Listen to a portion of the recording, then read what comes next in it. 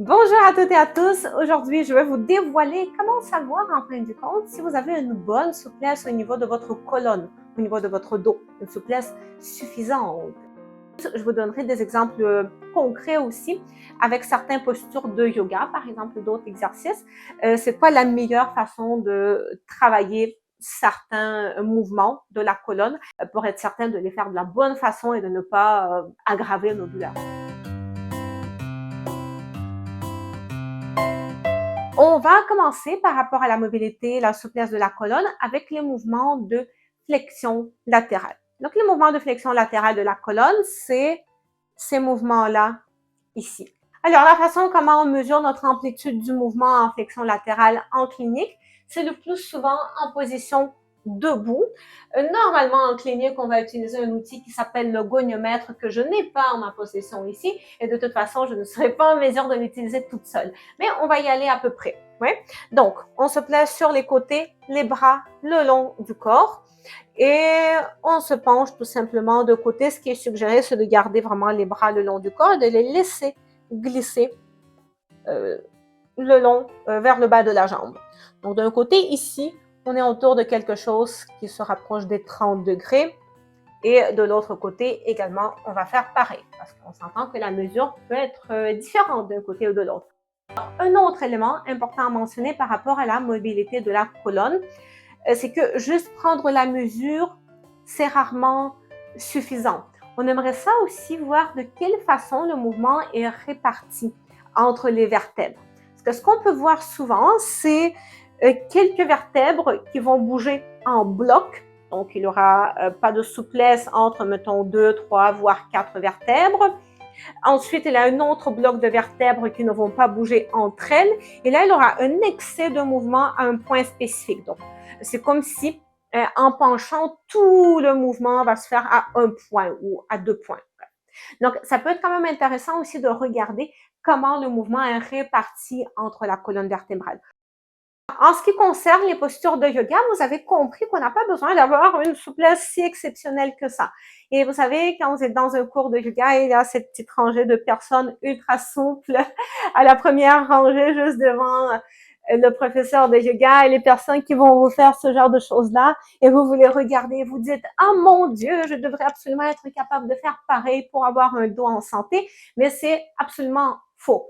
Et tel que vous venez de le voir, étant une personne hyper laxe, j'arrive d'aller assez loin dans ce mouvement, ce qui ne rajoute rien en fin du compte à ma santé, à la santé musculo-squelettique de mon corps.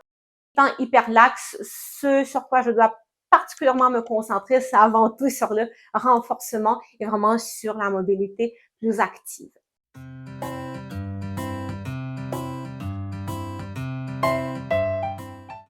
Quand il s'agit des postures de yoga, entre autres, ce qui va être particulièrement encouragé, c'est avant tout viser au niveau de notre colonne un étirement vers le haut.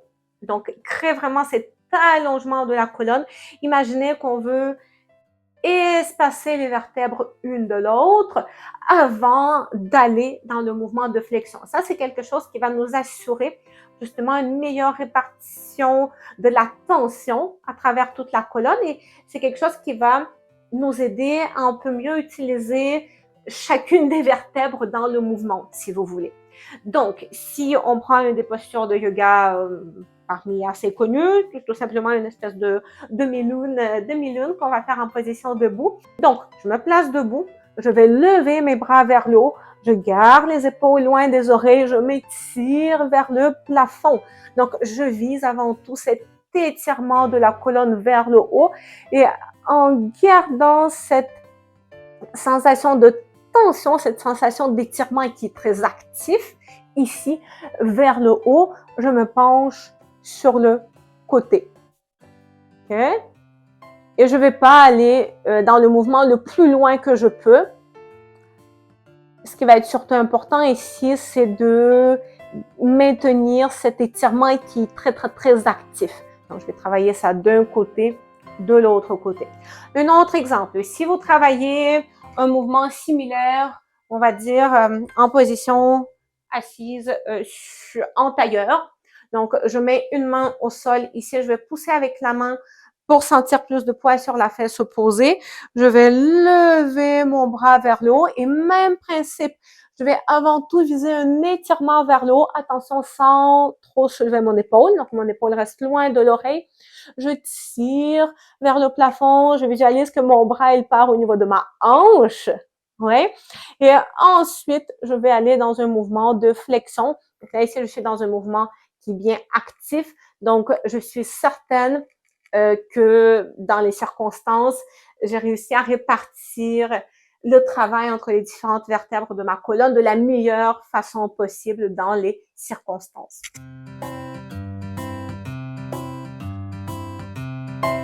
Non. En ce qui concerne le mouvement de rotation de la colonne, donc, la rotation de la colonne, c'est ce mouvement-là ici que je suis en train de faire. Là également, les mesures sont assez variées d'une étude à l'autre, mais on s'entend en moyenne à quelque chose autour de 40 degrés. Autour de 40 degrés de rotation, c'est considéré comme une bonne souplesse suffisante. On n'a pas besoin d'aller plus loin. Donc, en ce qui concerne la mesure, même en clinique, c'est quelque chose qui peut être un petit peu plus difficile à mesurer. Je vous montre sur la photo la façon, quand on a un goniomètre, la façon comment on va la plupart du temps mesurer, prendre la mesure de la rotation. Bon, il faudra avoir cette vue d'en haut sur la personne.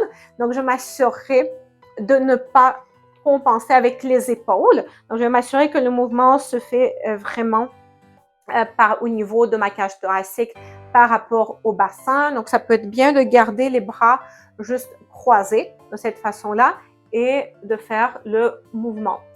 Et je vais placer le goniomètre, en fait, comme vous le voyez sur la photo juste à côté. Donc, de façon générale, ce que vous me voyez faire en ce moment, ça va être autour de 40 degrés. Donc, ça va être une bonne souplesse suffisante au niveau de la colonne. Même principe que pour les flexions latérales. C'est important de faire attention de ne pas trop pousser dans le mouvement. Donc, tous les mêmes concepts s'appliquent. Hein? On veut quand même assez bien répartir le mouvement entre toutes les vertèbres de notre colonne. Une petite précision quand même pour les mouvements de rotation. Une bonne partie du mouvement de rotation va se faire au niveau des vertèbres thoraciques. Donc, quand je dis toute la colonne, c'est pas tout à fait vrai. En ce qui concerne les vertèbres lombaires, il y a très peu de mouvement de rotation qui se fait à ce niveau-là, mais il y a quand même une bonne partie du mouvement qui se fait entre toutes les vertèbres thoraciques. Par contre, une fois de plus, on voudra que le travail soit bien réparti entre toutes les vertèbres thoraciques et d'éviter que tout le mouvement se fasse à un endroit, entre deux vertèbres et tout le reste bouge en bloc. Si je voudrais travailler les flexions, les rotations, à partir de la position en tailleur, par exemple, ça peut être une bonne position pour les travailler. Ce que je vais faire au début, je vais joindre mes mains en prière, par exemple. Je vais une fois de plus imaginer un étirement maximum de ma colonne, du coccyx à la tête. Parce que ça, c'est un problème qui arrive souvent aussi quand on va travailler le mouvement de rotation. On va comme s'affaisser un peu. On va courber notre colonne. Je veux maintenir un étirement au niveau de la colonne. Donc, j'inspire, j'expire, je vais dans le mouvement. Je regarde où est-ce que je me rends de façon active. Ça, c'est important. Je vous déconseille fortement de faire les postures de yoga de la façon quand, vous savez, vous allez mettre une main et vous allez pousser sur votre genou, par exemple, pour essayer d'aller le plus loin possible dans le mouvement. Ça, vous risquez de vous blesser, surtout à la longue, parce que si je vous ramène à ce concept que, vous savez, quand on est face à une situation, quand le mouvement n'est pas bien réparti entre les différentes vertèbres, mais que tout le mouvement se fait au niveau de entre deux vertèbres, par exemple, tout le mouvement qui se fait à cet endroit-là. Mais tout ce qui va se passer, c'est que si je pousse pour essayer d'aller encore plus loin, là, ça fonctionne selon la loi de la moindre résistance. Tout ce qui va arriver, c'est que entre ces pauvres deux vertèbres, eh bien, vous allez encore plus pousser plus loin sans forcément retrouver plus de mobilité au niveau des autres vertèbres qui bougent en bloc. Donc, pour retrouver plus de mobilité au niveau des vertèbres qui bougent en bloc, Bon, déjà, ça peut être pas une mauvaise chose d'aller voir peut-être un ostéopathe, un chiro, par exemple, pour, ou un kiné. Peut-être parfois une intervention manuelle pour libérer un petit peu un excès de tension, certains blocages au niveau de la colonne, ça peut être intéressant. Mais sinon, une fois de plus, avec les exercices, c'est de travailler de façon plus active en s'assurant de maintenir cet étirement de la colonne. Donc, ce que je ferai, en fait, c'est inspire, expire, je suis dans le mouvement et je peux poser une main sur le genou quand même et l'autre derrière. C'est juste que je vais pas pousser avec les mains pour essayer d'aller le plus loin possible dans le mouvement. Ouais. Là, si j'enlève mes mains, je suis toujours capable de garder la position. Ouais. Donc, ça va être le même principe aussi de l'autre côté. Étirement, inspire, expire. Voilà. Vous allez me dire, oui, mais Marina, si je travaille de cette façon-là, sans essayer de pousser plus loin dans le mouvement, est-ce que ma mobilité va vraiment s'améliorer? Oui. Si vous êtes assidu, si vous travaillez votre mobilité de façon active, de façon régulière, même si vous ne poussez pas avec vos mains, votre mobilité va s'améliorer, mais elle va s'améliorer d'une façon plus saine et plus sécuritaire, sans créer de dommages à vos articulations entre les vertèbres.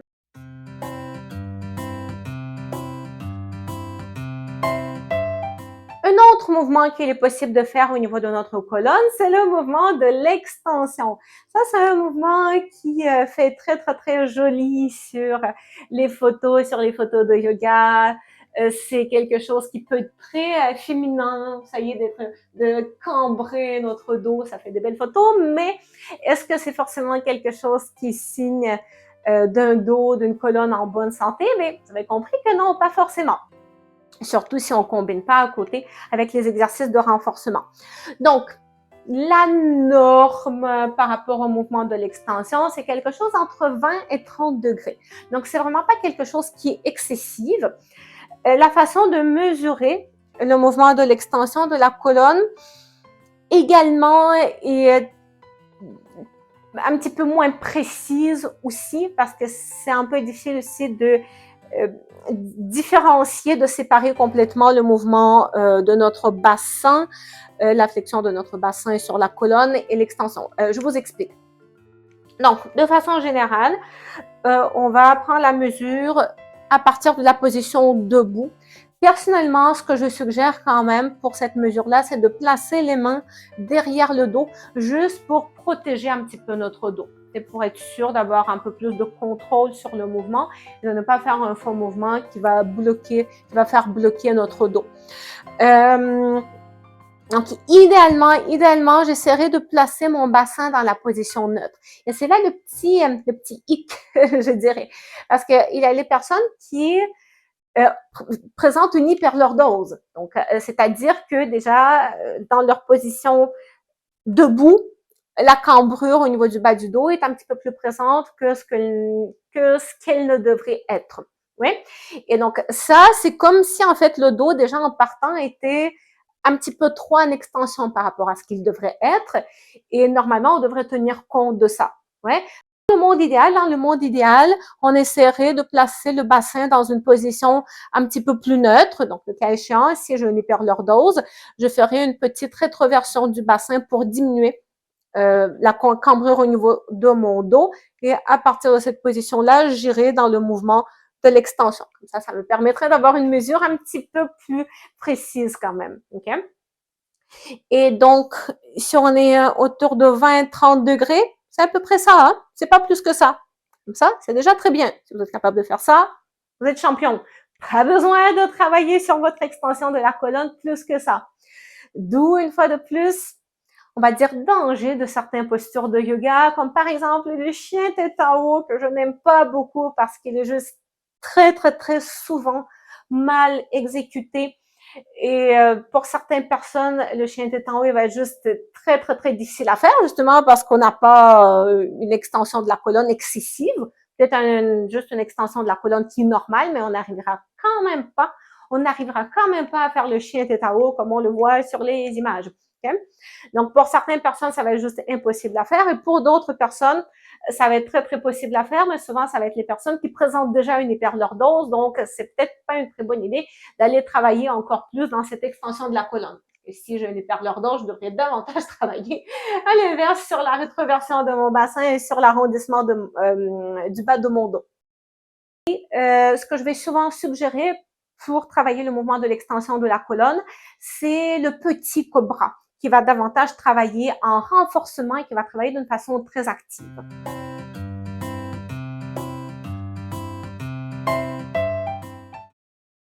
Cobra, je m'allonge au sol sur le ventre, j'enlève les lunettes si j'ai des lunettes. Au début, je vais poser le front au sol sur une petite couverture. Je vais placer les mains sous les épaules, les coudes collés. Je priorise faire une dorsiflexion des chevilles et un petit engagement des abdominaux et une rétroversion du bassin, surtout si j'ai une hyperlordose et le bassin qui présente une antéversion trop prononcée, comme je vous l'ai déjà mentionné. Donc, à partir de là, je vais inspirer et sur l'expiration, décoller mon front tout en gardant une extension des cervicales. Donc, je vais faire attention pour ne pas regarder devant moi, mais vraiment, je vais regarder vers le sol. Et je vais imaginer un étirement de ma colonne dans ce sens-là. Oui? Et je vais pousser avec mes pieds dans le sol. Je garde un engagement des abdominaux. Je suis dans cette position-là. Je veux essayer de faire en sorte que je sois en mesure de garder cette position sans en fait pousser avec mes mains. Donc, si j'enlève mes mains du sol, j'arrive toujours à garder la position. Et là, ici, je travaille l'extension de ma colonne d'une façon plus active et, somme toute, d'une façon beaucoup plus sécuritaire. Donc, ça, c'est ce que je peux vous suggérer par rapport à ça. Enfin, quand il s'agit du mouvement de la flexion avant de la colonne, donc en fait, le mouvement quand on se penche, la norme est autour de 80-90 degrés. Donc, une fois de plus, c'est pas quelque chose qui est si énorme que ça. Donc, ça, par ailleurs, c'est quelque chose que je décortique davantage dans la partie numéro 1 de cette série-là, de C'est quoi une bonne souplesse. Donc, une fois de plus, je vous encourage vraiment fortement d'aller la visionner pour vous démontrer à peu près ça ressemble à quoi. Ça ici. Si j'arrive à faire ça, donc sans forcément être capable de toucher à mes orteils, ça va être une assez bonne souplesse. Ça va être considéré comme OK, pas besoin de travailler plus loin.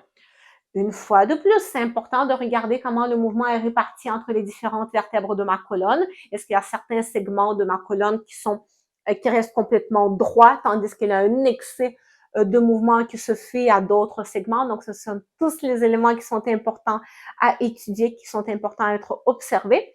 Mais ça, une fois de plus, je vous ramène à la partie numéro 1, les amis. Sinon, pour aujourd'hui, ça va être tout. Je vous encourage de mettre un like sur la vidéo, de vous abonner à ma chaîne YouTube si ce n'est pas déjà fait, parce qu'il y a une partie numéro 3 qui va sortir très bientôt où on va parler des épaules. C'est quoi une bonne souplesse des épaules? Donc, pour être certain de ne pas manquer, on s'abonne, les amis, et on like. C'est vraiment très important pour que YouTube comprenne. C'est la seule façon, en fait, pour YouTube de comprendre que, OK, c'est bon, c'est une vidéo qui présente des informations pertinentes qui peuvent réellement aider beaucoup de personnes. Et si vous likez la vidéo, c'est le seul indicateur, en tout cas, un indicateur très important pour YouTube pour que YouTube puisse montrer cette vidéo à d'autres personnes. Donc, sachez que si vous êtes en train de visionner cette vidéo-là, si elle vous a plu, si vous l'avez regardée jusqu'à la fin, c'est uniquement parce qu'avant vous, il y a d'autres personnes qui ont liké, qui ont partagé. Donc, soyez à votre tour également ces personnes-là, grâce à qui d'autres personnes en douleur ou à la recherche de solutions vont découvrir des choses qui vont vraiment les aider. C'est bon? Donc, ciao, ciao et à très bientôt!